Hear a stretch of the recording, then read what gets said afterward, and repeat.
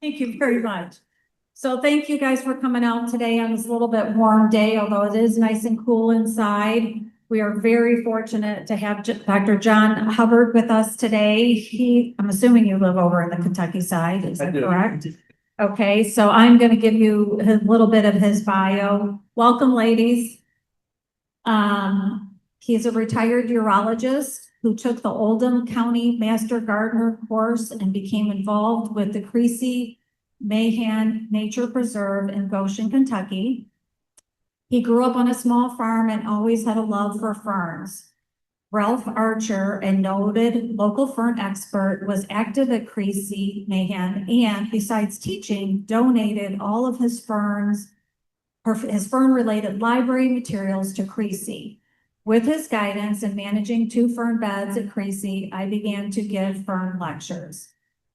He has given fern talks at Udell, Waterfront Botanical Gardens, Creasy, Whitehall Historic Home and Garden, and Glenview Garden Club. So we're very happy that you're here. He really wanted us to go there so that we could see all the varieties of ferns, and I'm kind of glad we didn't do that today since it's so warm. So thank you again for coming and sharing your knowledge with us today, and I'll pass it over to you, John. Thank you. And thank all of y'all for inviting me. You heard ferns, and when I did this, it's kind of a joke. A pteridologist is someone who studies ferns. So I figure I'm an amateur studying ferns, what I am. And what I really am is a fernatic. That's what we have. So what I'm going to do is try to go through and explain to you as much as I can why ferns are important. All right, there we go. Whoa. Can everybody hear? Yes, can everybody hear me? Yeah. Some things you don't know about ferns, because, you know, this age of ecology, we're doing everything we can to help the wildlife and feed the animals and care for the butterflies. And then it makes you wonder, what exactly do ferns do? Where do they stand in all this? They have no flowers. Deer don't need them. Not much eats them. Why are they important to our whole ecological system? So here are some facts that you probably don't know. They have records that think algae dates back, you ready for this? 1 billion years. 1 billion years. The first vascular plant that has been identified by fossils was the fern. The fern, before that, it was all mosses and, you know, different things with no vascular system. And that was 360 million years ago. That's a long time. In 65 million years ago, there was an asteroid. You know, you've heard of the big hit, and that did just divided the Earth into a lot of sections. And a lot of things died. In fact, 75% of living things died with that, but ferns did not. And that's why we have ferns all over the world, in Europe and Asia, wherever, because when the big breakup came, there were ferns that survived and lived. They do important things that we don't know about. They stabilize the soil because they prevent erosion, which improves soil quality. I've got one slide that's going to show you what I'm talking about there. They filter pollutants from the soil and water, and most importantly, they provide habitat for animals. And when you get down to the nitty-gritty, things like the little stems and things, birds use that to make nests. I mean, this goes on and on. So, and I told someone earlier, there are 10,000 specimens of ferns today in the whole world. Now, when did ferns get their notoriety? Everybody's heard of Queen Victoria. Queen Victoria was a little 4'11" lady that proposed to her husband. She had 6 assassination attempts. They all failed. She was the one that introduced a white dress for weddings. And she also, when her husband died, she never was seen out one time without black on. She didn't like sexuality so much, showing it off. Flowers, you know, these blooms, what are they for, and so forth. She was a very Puritan type person. So ferns were introduced because she loved ferns. They had introduced several years before that little cases, which somebody came up with. You take your prized plants and put them in there and carry them around. Well, the fern craze came in the mid 1800s, and people didn't understand. They had no seeds. What in the world? What are these things? They had no idea about spores, and so they thought they were magic. They thought that if you could encase yourself or get enough of whatever this magic thing is, and it only happened one day a year. That's all with the solstice. That's June 23rd, the longest day of the year. It's the only day that you could get this magic fairy dust. If you got it, you would have the strength of 40 men. You would be invisible. I mean, this went on and on. So people crowded out to the woods to gather ferns, and on that day, I mean, everybody would actually spend the night out and get them, and then they would roll in the dew the next morning, hoping to get this magic fairy dust. So that was the craze that started it all. The craze ended when she died. Anybody like to guess what took over after ferns? I'm sorry? Roses. What I didn't. Roses. Roses, close, orchids. Orchids did. They didn't have the notoriety that ferns did, but they're the ones that were next on the chain to take over. Sorry, we're having some technical difficulties. Okay. I'll move it for you. All right, you may just say next slide, Yeah, Okay. that might be the best. next slide. It should get. We're trying to get it. All right, let's say, I was going to skip that time, but this is a quote that I love, so I want to read it to you. Flowers may have colors, fragrance, grace and sensuality on their side. Other ingredients may take the place of honor on the table, but ferns are the elders of our world. Primordial holdouts against whose history ours is no more than the pearl at the tip of a frog. And that's just to tell you how old they are and how much we need to adore them for no reason than that. They've been around so long. Okay, now, actually, I had a handout. I think they kind of sent it to everybody by email, and I was hoping you might bring that to kind of follow along. But you can report it. It gives more detailed information that I've done yet. What I'm going to do is give you the slides you see. You're not going to see slides from around the world, all these beautiful ferns. The slides you see are all from my home, Creasy Mahan Nature Preserve. There's one from my farm, and there's one that I had to get out of a book. And because I didn't have that fern, Creasy didn't have that fern, we didn't have a picture of that fern. And I'll tell you when that comes up. Okay, the number one selling fern right now is one called Diopterus erythrosorol, and that is the brilliance fern. Every person that sells ferns will have that at some point. I'm kind of a hunter-gatherer. I love, rather than going out and pay 25 bucks for a fern in a gallon, I like to find, smaller ones. Where can I find good deals? Who might have it? The big box stores can surprise you, and I got a couple of pictures.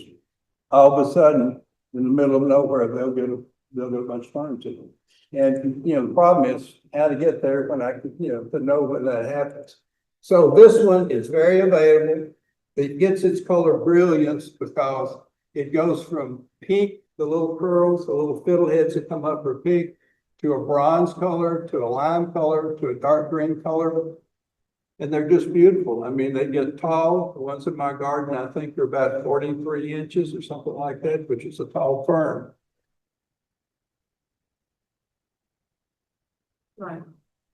Here's another picture just showing the beauty of them, how tall they get. And as you think about this, I don't know how many of y'all are in the mood to go plant ferns and so forth, as you well know as gardeners. The hard part is you start little and then they get big. And how do I plant my garden where they're going to get big and not look too bad? This one does have kind of an upright nature, which makes it, even though it's large, it makes it a nice fern to have. It is evergreen. People are amazed that, all ferns are not deciduous. We're going to probably 5 or 6 of my slides will be evergreen ferns. So you wonder when you say evergreen, kind of what happens to them. Do you have the dancing form? Like, Brian, do you have the dancing form? Oh, it's quick here. oh, it quit. Oh, I've got to, right now. Yeah, right. All right.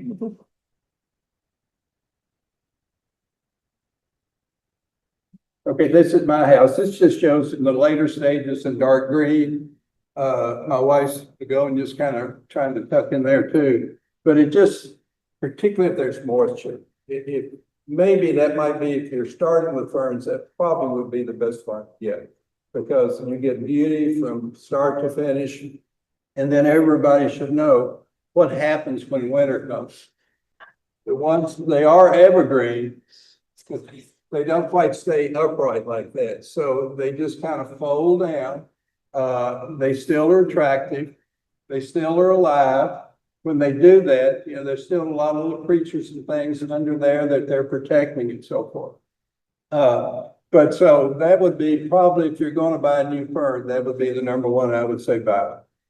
Okay, the next one is, what's the tallest fern that we have?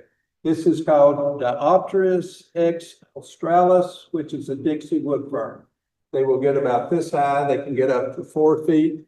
Wood ferns are kind of the male part of ferns. They're a little bigger, they're a little hardier and so forth than the female ferns. The only thing I caution people, if there is a lot of wind, if there's not a little protection, they will blow over a little bit easy. But they do spread. This is one at the front gate of my house, and I started with 3 years ago with 3 small ferns. And you can see in the middle how they're kind of crowded. I've already moved 3 of them out, so they do spread for you. So you have to pay attention. If you want the Dixie wood, it's big, it's beautiful, but it can spread, and you need to give it room. And here's what it looks like in the winter. Same thing. They just kind of lay down. This one lays down worse than the other one does, because as soon as this gets cold, I guess that's where the Dixie comes in, you know, the South, and they are semi-evergreen. So again, they're still there. They're doing something. So a good fern. Okay, here's the one I didn't know. Does anybody that's into ferns know what this fern is? It's called a sensitive fern. It's kind of the bad guy of ferns. It's invasive. I've had people bring me some and say, "What is this thing? It's taking over my yard." I had at my farm, they grow out in the field. I mean, where did this come from? And my point is, it's a pretty fern. And if it's in the right setting, and you can, if anybody's got ferns, and if they probably have some of these, they proudly give them to you. But if they have shade, if they have moisture, I can tell you right now, if you across the board with ferns, you want dappled shade. All ferns need a little sun. You know, there are some that live with no sun. If they've got just a small amount of sun, it can't be hard sun all day. But if they get that little bit, that's the best thing. Moisture is probably number one, because it's just, most ferns need to stay moist. There's a few that can take droughts, but by and large, not as much. Now, this is a bunch of sensitive ferns. I just went to the Kilgore Garden Tour in Louisville. It's a house, 4 acres, most beautiful house I've ever seen. It's probably going to go on the market for $4 or $5 million. I mean, it's beautiful. And the best fern, I kind of listen to what people say. I'm used to people there. This was the favorite fern of all the gardens, because it's beautiful. It's taken care of. It's got everything it needs. It's ferns are like anything else. They're tough little dudes, but they need a little tender love and care. Okay, now we're going to the fiddleheads. This is an ostrich fern. And to show you how smart I am, I'm going to try to pronounce it. It's a Matusia struthuropteris, for an ostrich. Another, if you're like Ralph, was the fern expert. To Ralph, the sensitive fern and this fern were weeds. people that in the know, you just didn't have it, so you had better ferns. Well, this is my house and I have some. So this is I decided to start one but tree there. We hard mowed the grass and so forth. So I started one, and then next year I had babies and I started 7 more out of that one. And then I went to a few more. And this year, I think I've given somewhere between 8 and 10 to 3 different neighbors. And right now I look and I mean, they had these rhizomes that are just aggressive and grow crazy. So, I mean, they're beautiful, a beautiful plant. They're beautiful ferns, but they will spread. Grass as well? No, they do not. So I've never had one come out in the grass. They stop where and I will tell you I've had good luck with ferns in Creasy Mahan. It's a wonderful place. I wish y'all could come. It's 170 acres, an old dairy farm, and it has been turned into beautiful gardens. It is the first, and I think there are other than that. It's the first school in Kentucky that's accredited for outdoor for 3 to 5 year olds. It's called Thrive School. It's a 9-month school. You come, and the deal is, if you don't come home dirty, you don't have to pay. They have their little outfits. You see them in the snow. It's all about learning about sticks and rocks and sharing. And it's particularly good for handicapped kids with Downs or just some, whether anxiety problems or some problems getting along. Had really good luck with it. Yeah. But anyway, I was going to tell you, so all these trucks, certain ones that Tavia will allow come in, dump all their tipped up wood there. And so volunteers are allowed to come in and get after 3 or 4 years, you go to the bottom and you get all this mulch, and a lot of people do. So I bought a pickup truck so I can get a little bit more, plenty there. But I tell you, there's no doubt, I've learned from my yard, which is mostly bad, when I kind of garden, and that's my mulch every year, it's huge difference. Everything looks good. Okay, this is an experiment with them. I have a farm tractor, I have my tractor with the front loader, and I moved some of these ferns out there because there were some bigger ones that were in the wrong place. And I thought, well, they're so tough, I'll just go plant them. I planted about 6 or 8 out there in ground that was decent ground, but it was hot. And I went back a week later and they would just look terrible. And we had company coming, so I got a whole big front load of scoop and just dumped them on top. Came back 10 days later, there they are. They're all new ones have come up. Wow. That's how tough they are. So they're great, but watch where you put them. Okay, this is my favorite of all. This is a Creasy. This is maidenhair ferns at their best. I mean, there are 3. It's called Adiantum datum is the one, and there are 3 different ferns in it. There's kind of the granddaddy, it's a 5-finger fern. That is the ones over here. So I think I call this is daddy, here's mama, and here's babies. So we have the 5-finger up here. We have Mauritii here. Mauritii is considered a tropical plant because it's zone 7. We have one place in Louisville, one of the Paul's Fruit Market. And he gets these every year. I think for $6-7 you get a little small one because they're tropical and he can't sell them as regular ferns. And they have done great. They've done great in Creasy. Of course, in Louisville now we are on Sunnyside. We're 7B now as of I think last year. And then the third one of the group is the smaller ones down here. And that's the Himalayan. They are evergreen. The first 2 are totally deciduous, and these are evergreen. But they we talked about the Dixie wood fern, the big guy.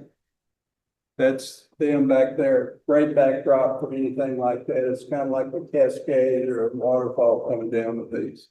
That's probably the most pictures taken at Creasy is from right there because it's so pretty.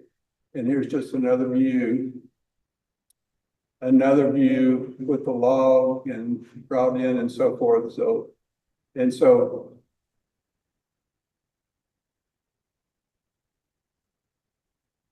Okay, this is a group of five fingers in a group. This is the daddy, the biggest one.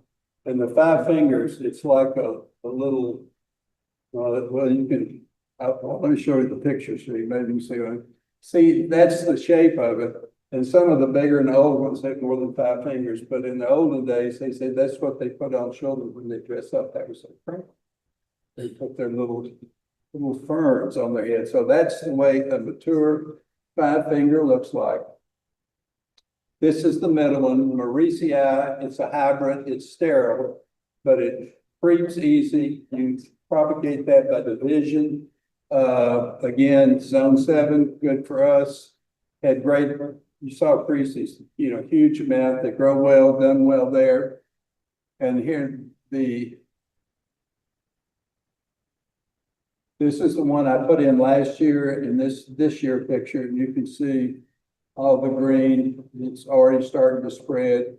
And again, you'll see a picture of my little side yard. It does have a fence against the house, and that's sun protection. So you do have to think with ferns about protection in the winter, because it creases, some's open, some protected, and you can really, tell the difference in the two.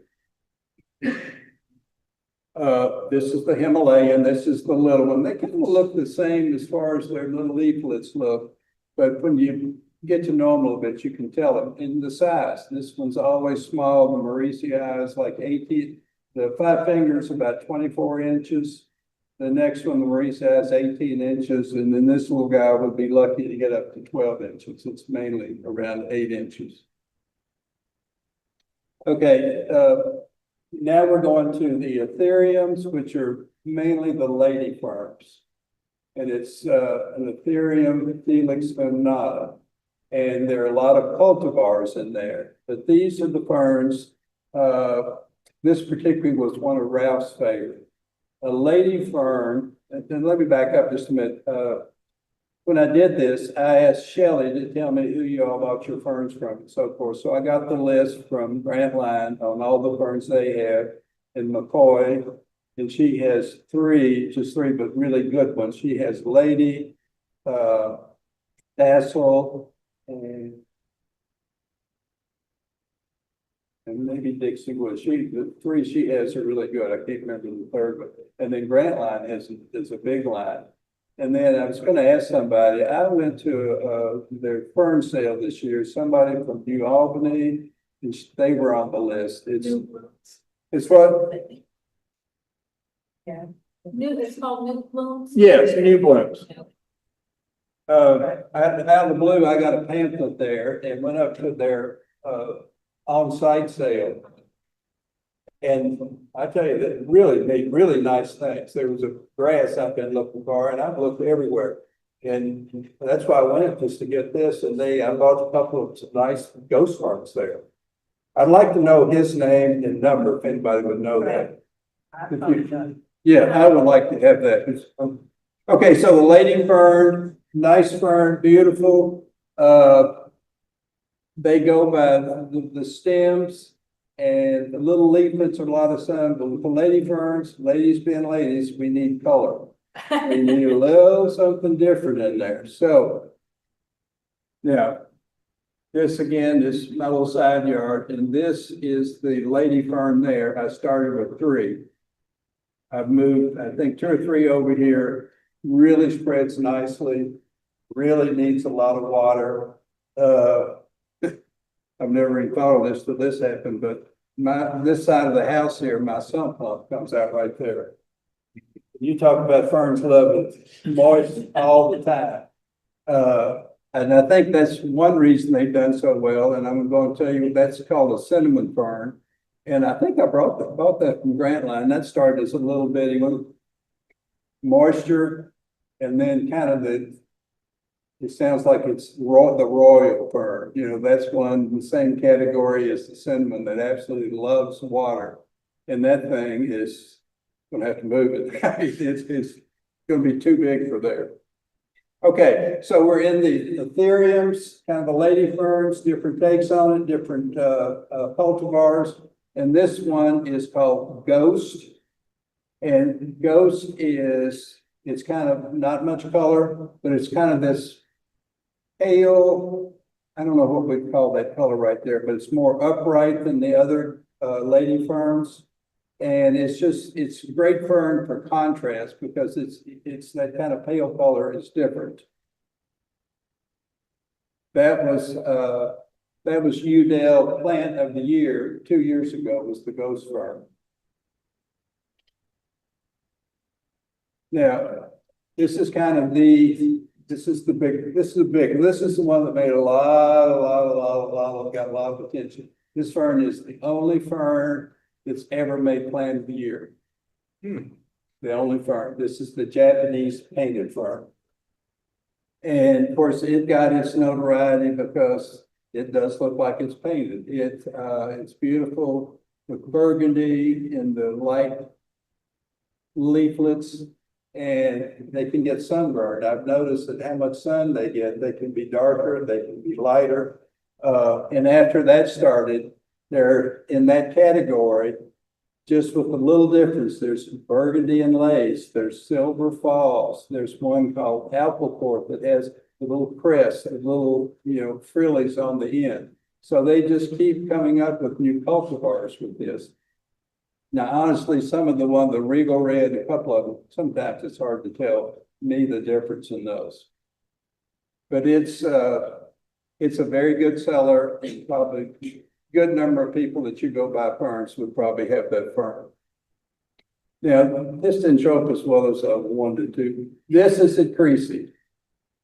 And all these are Japanese painted ferns of different varieties. And I was able to contribute that. And how I did, where I live, there was this house that I never knew who lived in the neighborhood, but they had the most beautiful, she was opposite gardens, beautiful rhododendrons and azaleas. Some you could hardly see the house with all the plants. And I go by one day and they're the chainsaw cutting these down. And I go, you gotta be kidding. And he said, yeah. He said, so-and-so bought it, he's gonna flip it, he doesn't want any plants here at all. I mean, I said, everything, and, any pots, anything you want, he just wants to get rid of it. And so after they took all those azaleas down, when I'd go by and walk in that, there'd be little plants coming up. And I'd be daggone if they weren't all Japanese painted ferns. And, maybe I'd get 10. And then you wait a couple of weeks, there'll be more come. And so they live all these years under all that foliage on top of it. So they're ferns. They're really tough, to get them started. Okay, this one, you have to say you like it because it's the one, this is the book that we read. This is the fern that's on this book. Yeah. And this is called it's called an eared fern, or the one I like best is limelight, because it is known to come out with different colors, has a very bright kind of burgundy stem on it. It's about 2 feet tall. It's just average fern and everything. If you say, what's an average fern? Average fern has neutral, but maybe slightly acidic pH is what it likes. It likes dappled shade. It likes moisture, and it likes compost in there, because with compost, you got all the ingredients, it's kind of a semi-fertilizer type thing.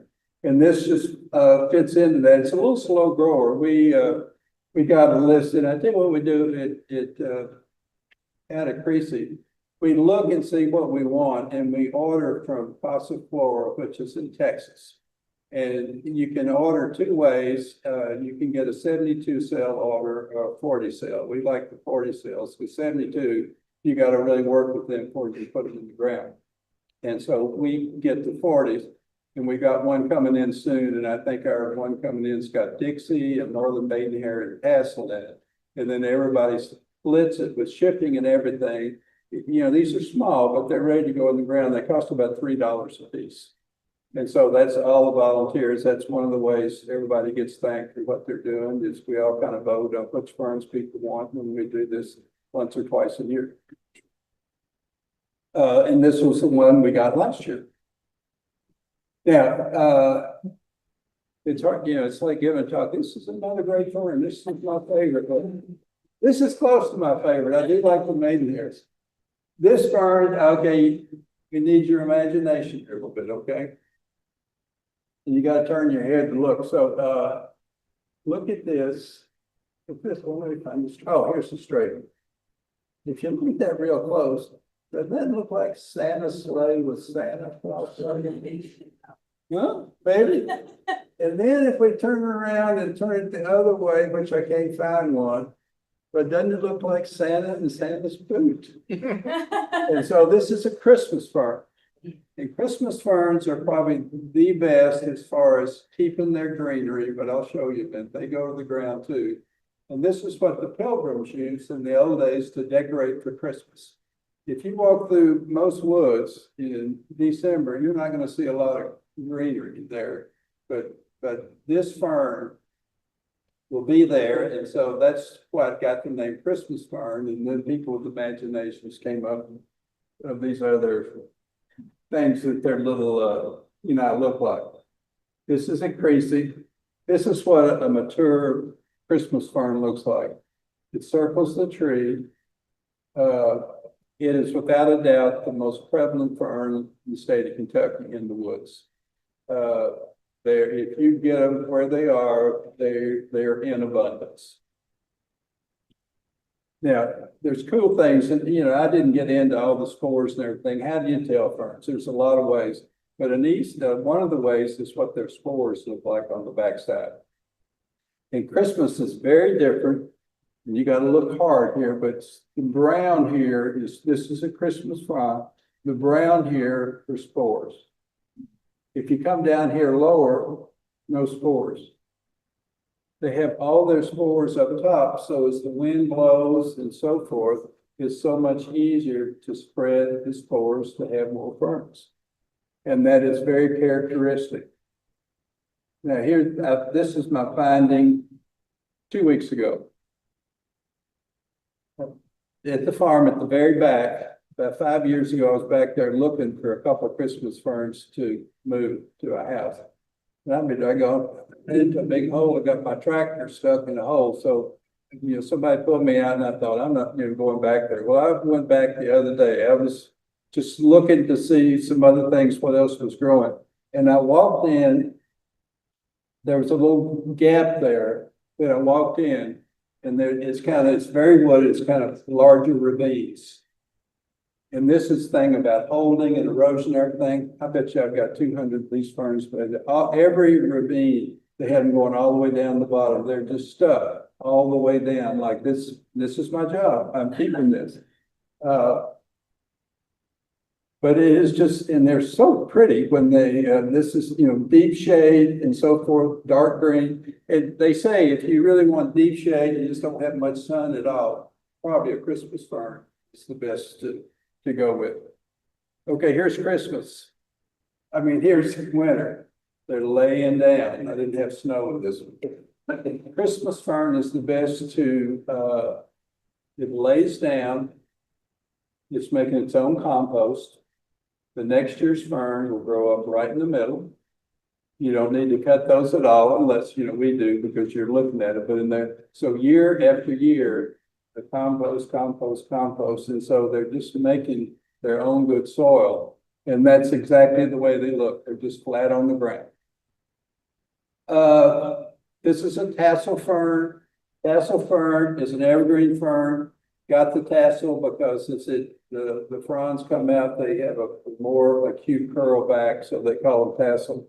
This one I found where. Somewhere, I think maybe a big box, like for $8.95, nice size thing. I planted them last year. It's growing really well. And you can see it, there's a new frond. This just happened this week. And we have like many ferns, you have different colors, but we started out lime green. It gets a little older. And then this is what a mature tassel looks like. And they have a lot of little hairs and scales. And they get big, and they're a beautiful fern. Now, I am a urologist, retired. And so you have to, this fern you probably don't want. It goes crazy. because it's not considered invasive because they're easy to pick up the little new ferns. When John Muir, the famous John Muir, walked the state of Kentucky, he talked about all the things that he saw. And he listed two ferns that he thought were beautiful. One I've never heard of, and I think it's gone away. I couldn't find some kind of moss fern. And the other was this. And I call it the urologist fern because it is a bladder bubblet fern. It's the only fern that not only has spores, these are little bladders, and they spread so much because rather than these spores just gently off, these things just pop open and shoot all these spores out. And increasingly, we have kind of blocked off areas where you take care of this plot and that plot. Well, the lady next to my plot got started there. I don't know where it came from. It kind of got big there. It's now jumped over to my plot. And now it's ready to jump to the next plot because, and they're not bad look. They're beautiful when they first come up because they have bright red stems when they come up. And I had somebody said, oh yeah, I remember that fern. Back my grandma or so said, she finally had to put in a big pot because it moved it so much. Because we all love that fern. Okay, now we're going to talk about holly ferns. Evergreen, the holly ferns because they look like holly leaves. They are Japanese. That's another thing. Everything's native. Native doesn't matter so much with ferns because we're not feeding animals. We're feeding the soil. We're taking pollution out. We're doing this and that. It's really what will grow here. These are Japanese ferns, Japanese holly ferns. I've got a couple here. But they grow here, and if they grow here, then that's great. They don't have to be native. And this is one. It has very glossy leaves. It is typical fern, nothing special. Same moisture, same everything that everything likes. But you have to be careful if you're buying this because I have seen this. Well, begin with the big box stores. Good luck on what the fern is. They just call it perennial fern. And so you really don't know. You're guessing what it looks like on what you get unless you know well enough to tell. And so this one of them is called the Splenium balsamum, and the other one has a different the species is different. And so you just have to look it up and know to know. You can kind of tell later in life by the way they look. But this one, I just bought a couple of these, I think at Walmart. I mean, they're big, and if you get them in close, for $8 or something.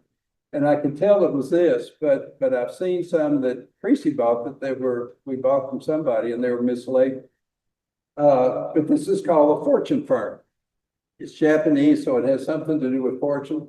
It's kind of like the ghost, and it has that kind of dull look, but if you put it in with other things, it's very attractive. The only variegated fern, this is another holly fern. This is called the East Indian holly fern. It is zone 7. It is a little sensitive, sometimes a little hard to start, but a beautiful fern. The babies, you have to be careful, slugs like the fronds of the lilies. That's the only negative I can find. They grow well, but I would not say they're the easiest growing. They're kind of like the northern maidenhairs, the 5-finger we talked about.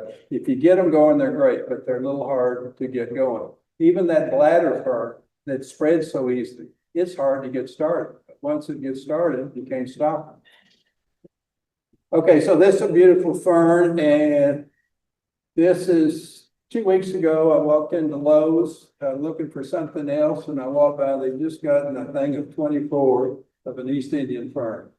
I couldn't believe it.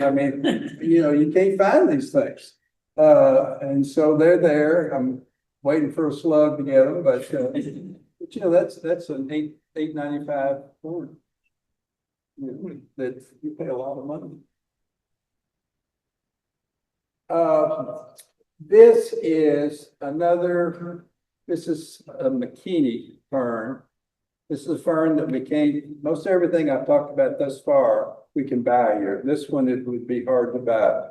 It's the most beautiful fern, in the winter. This one stays greener all winter more than most. We had one right out our kitchen window. Unfortunately, it died after 3 years, but all winter long, it was just bright green and looked the same. Plus, if you're a fernatic, what you look for in the spring, you don't wait for the daffodils or whatever, you wait for the croziers coming up, those little fiddleheads coming up. And this has got the best one. It just starts being absolutely beautiful. It's considered, it grows into a shepherd's hook. And so after it gets a little more mature, can you see that in the middle?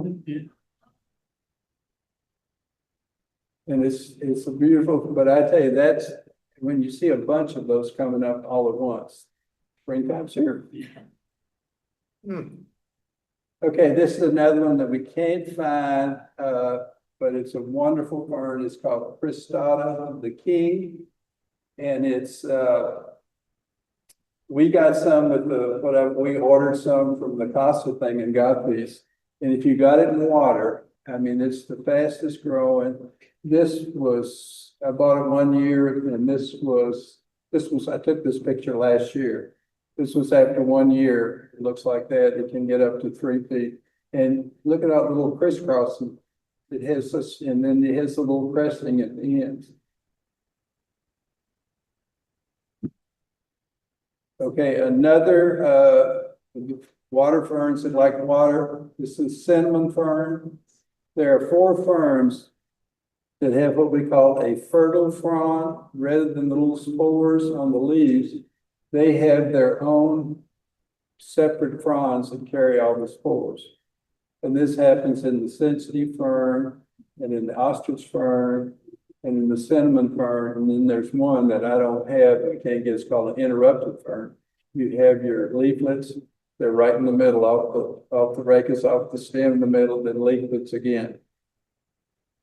Water, and it will be huge. This is the last one. I think I'm going to show this in my garden too. This is a Tokyo wood fern.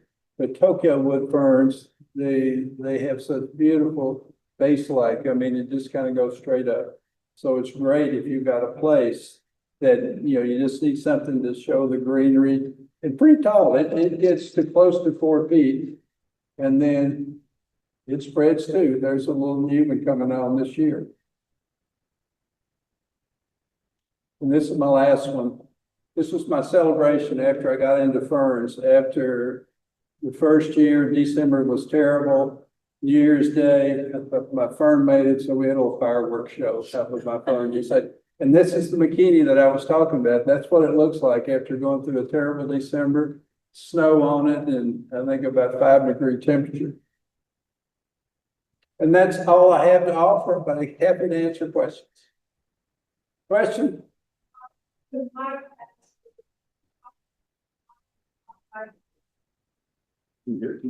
Are there any ferns that can handle hot, dry conditions at all? No, but if there's one fern that if you look at the list, if you go in and say what survives this type of weather that's in every list is a lady fern. A lady fern is probably the toughest fern, and they will do as well as anything can do with that. But it's very hard for just hot and dry. Now, if you keep it hot and dry, water, that doesn't work. Hot's okay if you keep most things watered. If it's moist, they can tolerate, you know, more things. Yes. Yes, sir. You used to live in the St. Louis area, and I went back to one of the gardens and we bought a big chunk of sponge rock. Used to have so much to sell out there that they use in landscaping.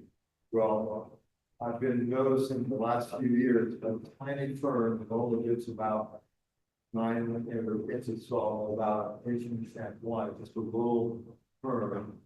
And I've never seen one like that before. Do you anything? Does it last all year? What? Does it last? I mean, it's well, first, is it deciduous? Can't remember. Because there are little ferns like that I see at the farm that, what's the word, when they just, you know, they come and go like wildflowers. You'll come for 2 or 3 months and they're gone. I have some in this cover. I can't even remember what they call those. But I'm not sure with what you're saying. I don't think I I have. guess it multiplied very quickly because I've had it several years and just little pieces of it. It's a very sweet little plant. I don't think I know, but I wish I had.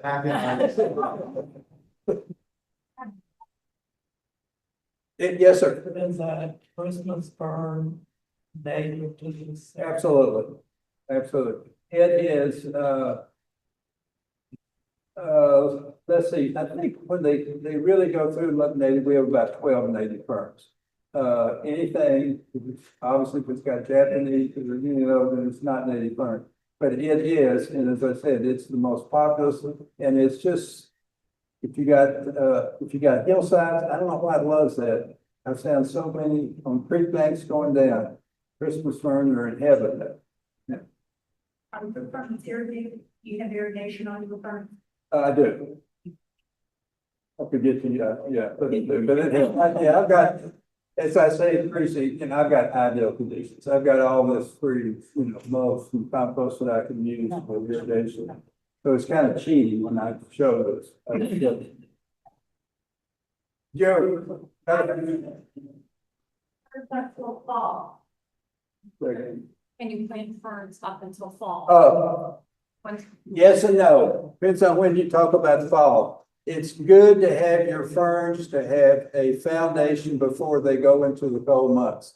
We usually say, if you're gonna do it, try to get your ferns in at least by end of July is best, maybe mid-August, but they just need some, because you don't know when the winter's coming.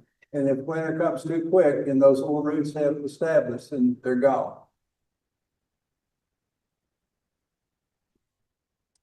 Yes, sir. I have a blue spruce, and I've tried to grow everything under it, including a fir. And something will grow there for about a year and then it just dies. I guess it's because it's too acid. I don't really know, or maybe the spruce is sucking up all the moisture. I don't know. But can you recommend a fern that might be able to live under that I condition? tell you, I have a little experience. I have all that little walkway, those are all hemlock trees. Right. And if I dig down, I've got, if anybody digs much, there's a spade called a root slayer. I mean, that thing as sharp as can be. And depending on where I am, I dig down and just get this mat of roots. Right. And so, man, I just go to town. I just don't think there's any way I can kill those trees, I really dig, put all compost in there. And a lot of these ferns that have done well are under that. So I Okay. think that might be that you gotta make sure that there's not a big bunch of roots under there. Okay. They need a little bit of sunlight, or can they do with just high shade? High shade is, it means like, yeah, high shade. That's still light. That's light. Yes, All they right, will do with high shade. thank you. Our house is in the middle of the woods. If I'm hearing you, Christmas fern would probably be when you plant in the area, or are there any others? Saying again, without woods, you're saying it would, Nothing of woods. Nothing but. We live in the middle of woods. oh, nothing about woods. Well, let's talk a little bit here about trees. I mean, there are trees that are good and bad for ferns. Trees that are bad for ferns are maples, trees with big leaves, trees that block everything. Trees that are good for ferns are like oaks, your dogwoods, you want ones that don't have the big leaves that just block out everything. Beach forest. Yeah, it's just not too bad. Yeah, but no, I think Christmas, yeah, to answer your question, if you really have not much light at all, I don't think you can do better than a Christmas fern. Yeah. But other plants in the woods, feed with them and choke them out. We have small woods up in my parents' farm. I'm taking different plants, planted or I've set out, must be Christmas, but I take care of what kinds of ferns. You could, yeah. And when it talks about competing, I think it really depends on what is competing. I mean, some things are just terrible to have, and others, but they compete pretty well. I mean, that's why they've lived so long and done so well. Once they're established, they do pretty well taking care of themselves.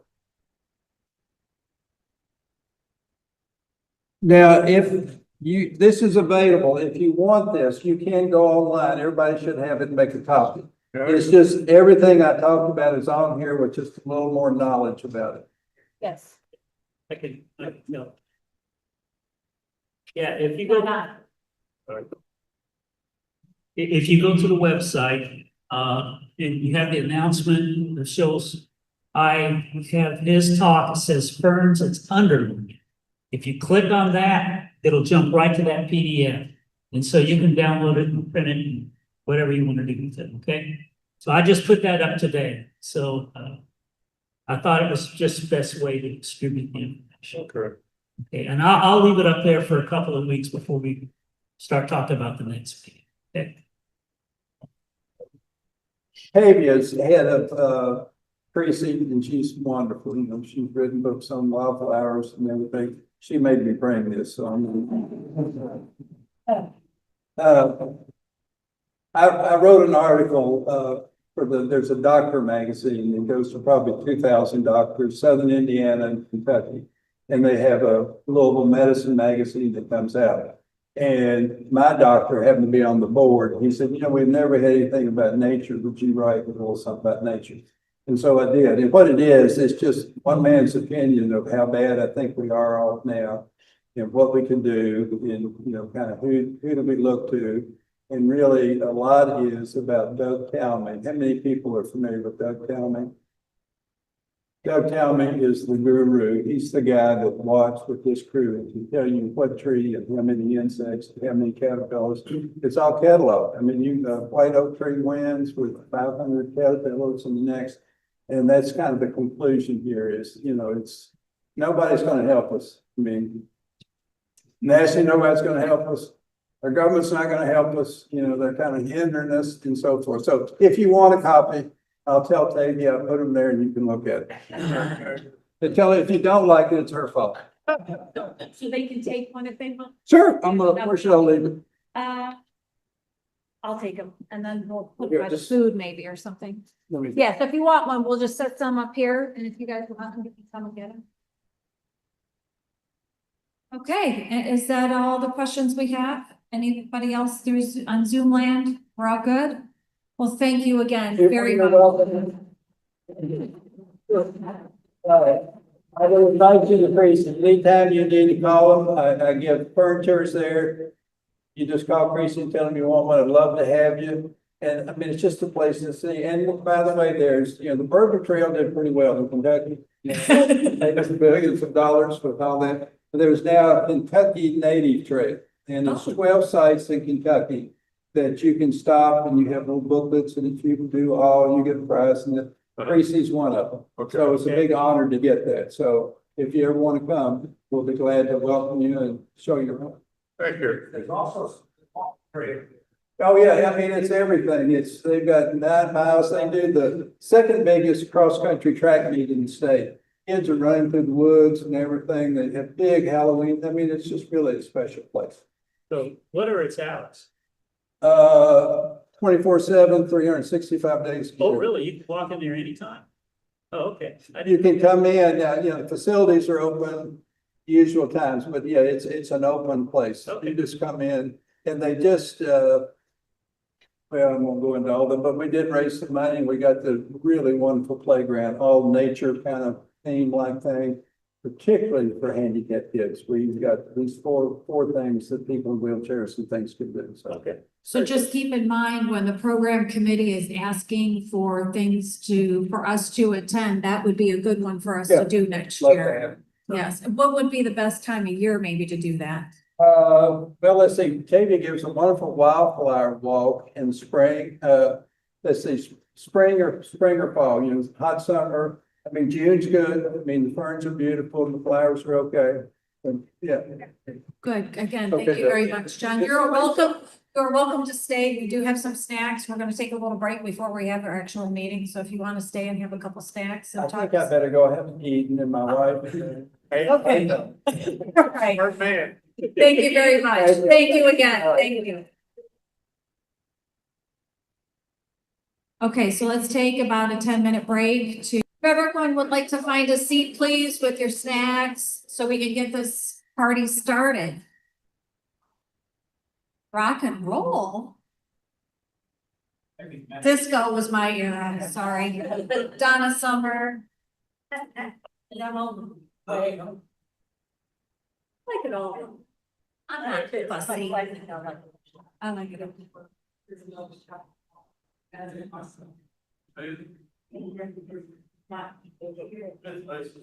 Margie, ladies at the snack table. Margie, do you guys want to join us? Bring your plates.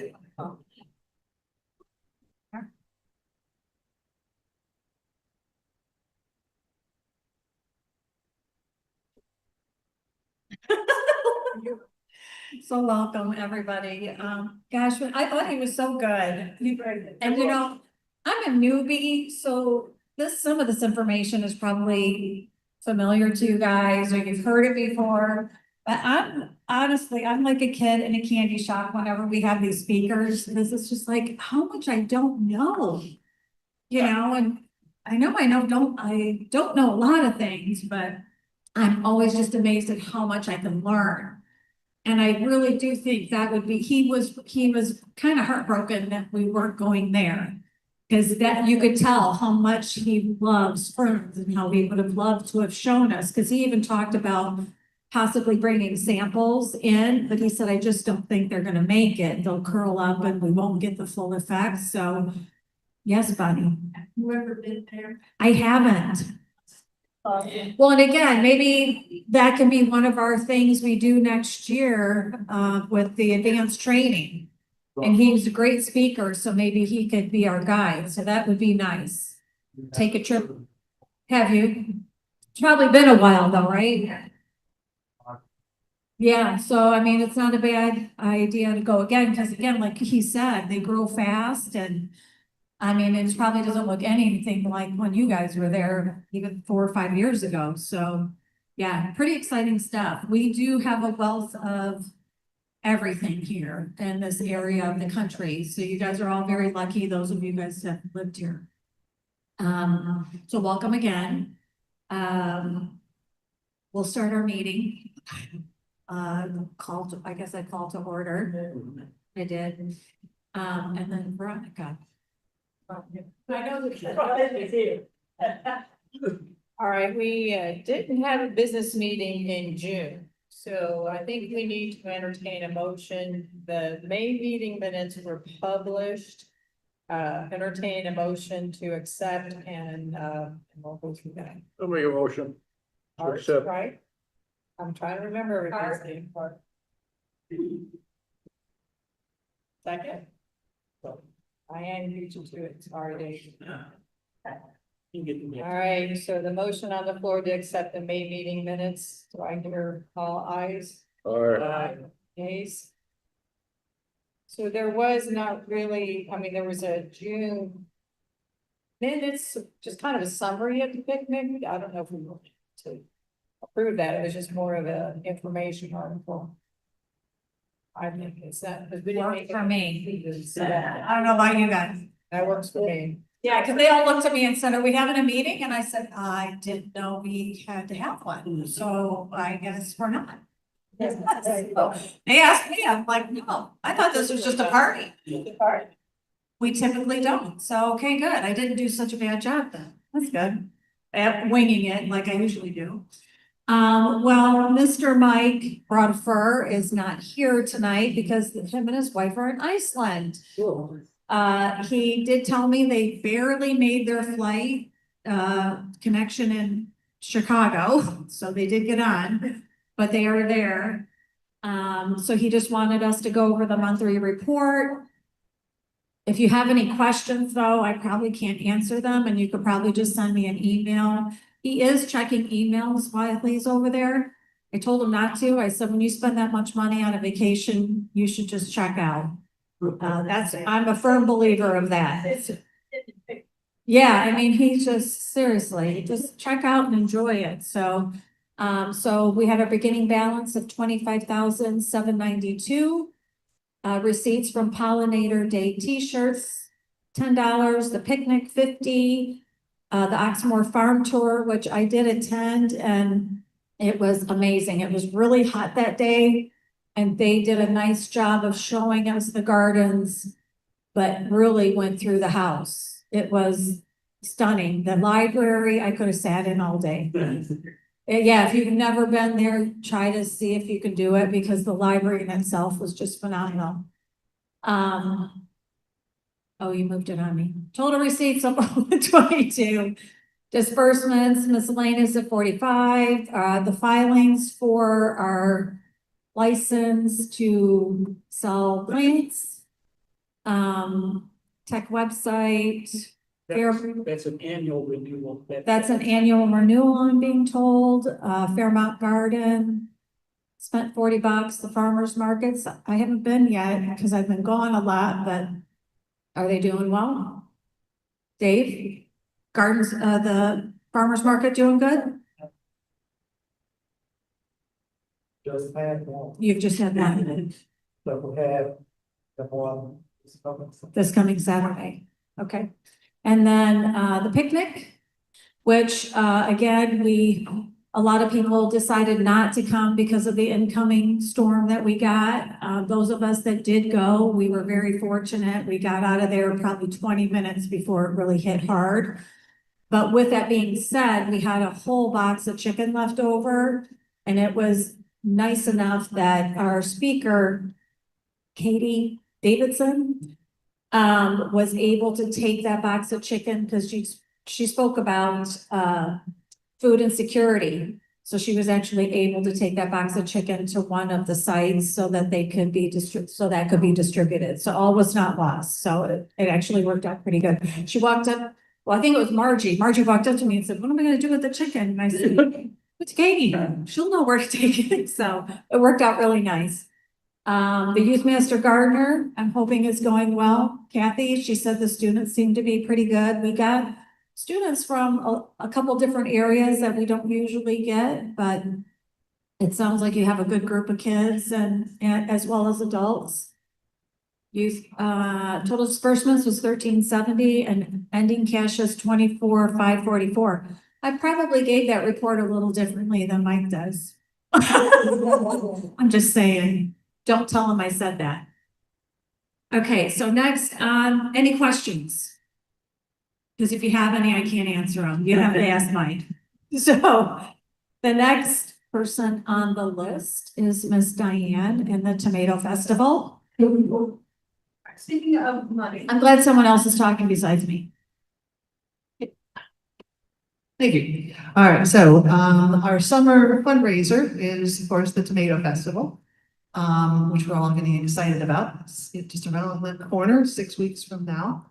And I just wanted to remind you of a few opportunities. We have back there a sign-up sheet if you haven't already volunteered.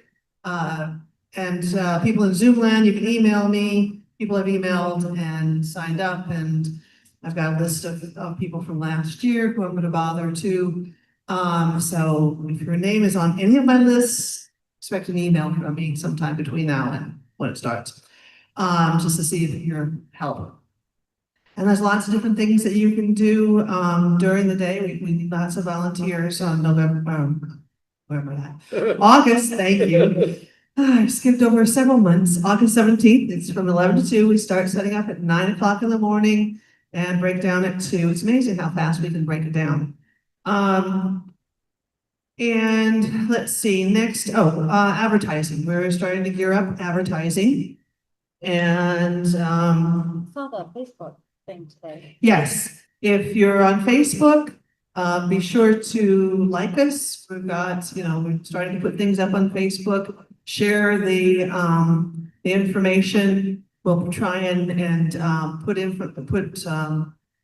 blurbs up every week so we can keep, at top of everybody's mind. We also have these little save the dates. If you've got some places like coffee shops, so some diners that have bulletin boards, you can just put these up. We also have these beautiful flyers. Those are always good to put up. Okay, so churches, Ys, libraries, any place you can think of that you can put, information out there, that would be great. But, do check out the Facebook, it's out there. We also have yard signs. If you've got a good place for a yard sign, let me know, a busy street. We don't have those quite yet. Oh, and how are your gardens growing? Mine's pretty good. Pretty good. A lot of Okay, green tomatoes. excellent. Green tomatoes are good at this time, okay, because, you know, in 6 weeks, we're open for a bumper crop. Don't forget, one of our major fundraisers is our produce booth. So whatever produce you have the week of August 17th, we'd love to have it at the Tomato Festival. And you can either drop it off the day before on Saturday from, I think we're, 10 to noon at the extension office, or at the morning of the Tomato Festival. And all this information will also be, again, in the newsletter. It's not in July's, but it will be in August, but we'll take whatever, if you've got time, you have time, we've got 6 weeks. We could particularly use green beans. They sold like hotcakes, okay? So, you know, now's a good time to plant an extra row. That'd be grand. Let's see, and, if you need some assistance in harvesting, let me know. We're gonna have a harvest team out there working on it. I've already got a couple places that people are either gonna be out of town or they just need help. Just let me know. We have a plant booth where we, sell plants. Well, we can now sell plants, but actually, to tell you the truth, we get more money if we ask for donations. People like to be kind-hearted, okay? If you sell them something, they will cheap, but if you ask for a donation, then they're being kind-hearted. It's all psychology, guys. Anyway, so, you know, if you've got some fall starts, like kale, broccoli, whatever, those would be good. You know, normally do that, start a few extra for the plant booth, or if you're gonna split up some perennials, that'd be grand. Don't forget about the tomato contest, okay? So be sure to enter that. It also is a little bit of a fundraiser. Last year I had several people come up to me and say, I had the weirdest tomato, but it was rotten by the time, you know, it would have been August 17th, or the tomato festival, but I didn't know. Just remember, you can always toss it into the freezer and pull it out. It'll be even weirder by the time the contest comes out. We did have we got a couple of non-Sunnyside Master Gardeners win. One was a young man who had never won anything before, and he was just thrilled. I think he had one of the largest tomato. So hopefully he'll do it again. Let's see, and I want to thank everybody who, you know, has volunteered for this festival, for the festival before. And questions, anybody have any questions? Okay, do let me know if you have any questions or you need anything, but I appreciate all your assistance. Remember, it takes a village to do a festival. You tell them the flyer is on. Oh, right, the flyer is on the web, it's on the Facebook page, so you can, you know, get it out there as many times as possible. All right, thank you all. Thank you, Diane. And Mike's been doing a great job of keeping all that up to date. So as long as you have your login information, you can definitely find it on the website. A lot of people are on vacation at this time, so Jean is not here today. You guys are gonna be amazed at this cookbook. She is just so talented on how she has put the cruciferous, I have to say that slowly because it's a tough one. But she is in the process of putting that together. People are reviewing it. So hopefully, and again, it'll be ready for the Tomato Festival. So that'll be good. It'll go to print. We had our board meeting last week. Unfortunately, Holly has decided to resign as vice president. She's got a lot of things going on in her personal life, and she just didn't think it was fair that she just couldn't devote the time that she wanted to our group. So if anybody is interested in that position, please send me an email. so that we can get you on board and we'll talk to you about what the responsibilities are. I did look at the website and I think it was under the bylaws maybe. And it just says that performs the duties of the president in their absence. So hopefully I'm never absent, so you don't have to do that. You chair the project committee. So basically what that does is you just basically contact all the project chairs and say, hey, do you want to be on the agenda?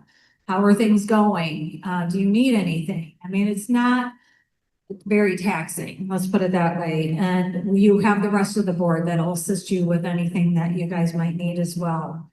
And then it says it updates the project book every 2 years, for the intern class. Did you guys do that? Kim does it. So, okay, so that's not even on there. So maybe we need to update the responsibilities. No. You sent out most projects. Oh, I see what you're saying. Yeah. Okay, I got you. Oh. Okay, maybe I copied the wrong thing. That's correct. I got you. Okay, thank you for clarifying. It's as clear as mud now. But anyway, if you decide to take that position, we'll make it as clear as mud, so you guys do understand it. Our next meeting is gonna be, well, before I go to that, are there any questions on anything that we've talked about so far this evening? Okay, and then our next meeting is August 5th. I did reach out to Gina to see if we would be back at Prosser, and she wasn't sure, because of course they're out for the summer, that's why we're here. So you will find out a little bit closer to our meeting, and I will make sure as soon as I know, I'll let you all know and send out an email so you guys can plan accordingly, like drinks beforehand or dinner beforehand, because that's what I like to do, so you can do that. And then education hours, 1 hour meeting. How long the meeting? 20 minutes. Want to just do a half hour, 0.5? Is everybody okay with that? 0.5. Do you know what we get? Gina's Like Jocksmore Tour Farms, I mean, are they gonna give us a half an hour or? That's a good question. I don't know. Margie, do you know how long, do you remember how long we were there? Because we were there for an hour and a half, weren't we? But Can we include? It was about 2 hours, but I don't know if we can include the house tour as part of our advanced training. Does anybody who's more experienced than me have that answer? It would just, and I mean, You're the president, making the decision. like Actually, that. I think Gina. I'll ask Gina, and I'm gonna be with her the majority of the day tomorrow, so. I think we can get half an hour. Okay, so let me write myself down.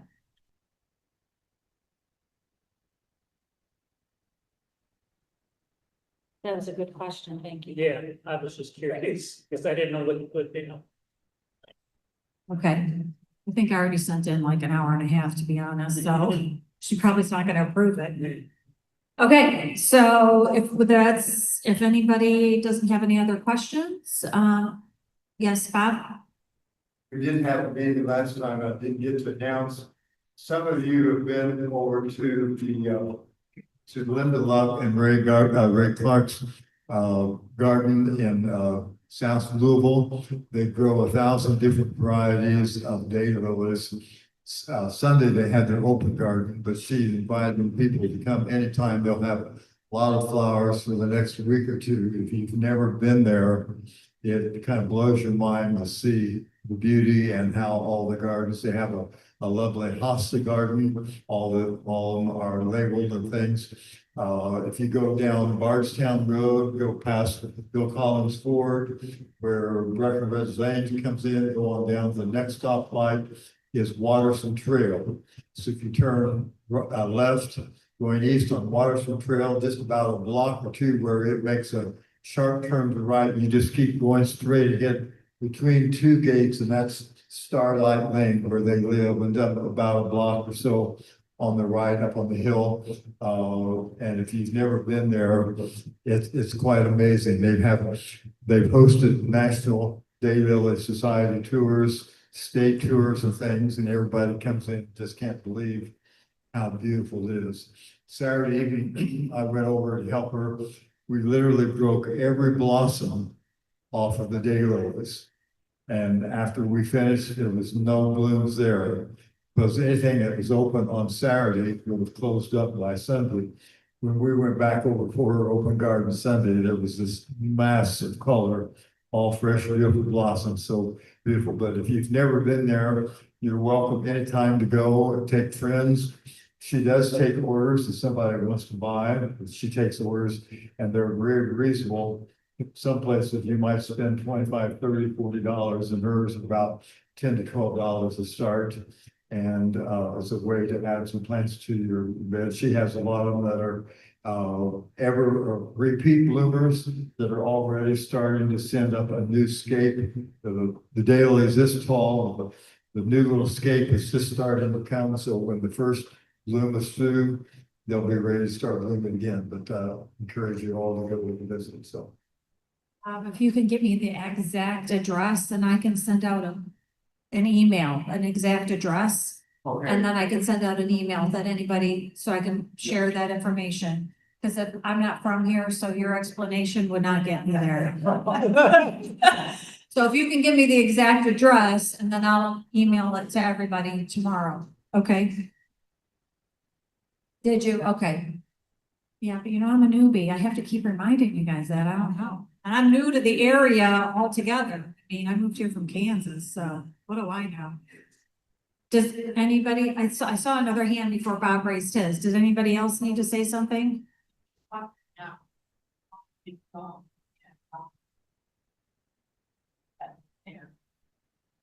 How many people, I think, do you know, Lisa? How many people we talked to at the fair? Has Gina mentioned how many people we talked to at the fair? I'm sorry? The Clark County Fair, the demonstration garden specifically. You don't have a count yet? Or Jean, okay, so I need to ask her that tomorrow, so I'll see.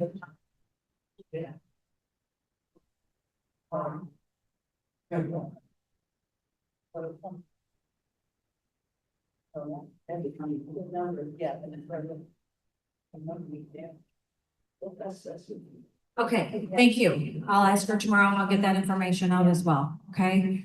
Anybody else? So we can wrap this up? All right, I call a motion for adjournment.